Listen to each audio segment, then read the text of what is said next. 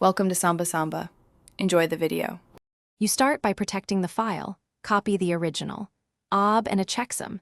That prevents irreversible damage. Next, install Magic Bullet Hex Editor and any platform SDK tools and grant the editor file system access. Once done, extract or mount the OBB so you can view its contents. Make sure you identify the binary or asset table you intend to modify.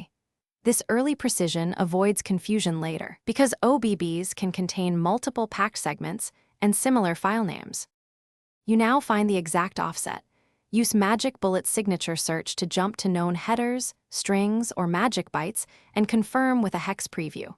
Then, consider endianness. Little endian versus big endian affects byte order for numbers, so interpret values correctly before changing them. Make focused edits only. Change minimal bytes and save each step to a new file name. This careful progression keeps the OBB consistent and makes it easier to revert if something breaks. You finish by repacking the OBB and ensuring file permissions and timestamps match the original.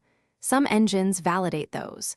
Then install or sideload the modified OBB and run the specific functionality you changed, watching logs for errors. If the app crashes or assets misbehave, compare the modified file against the nearest working copy to find the differing bytes. Revert or reapply a smaller change. A key troubleshooting tip: if nothing works, restore the original backup and re-examine endianness and... Thanks for watching.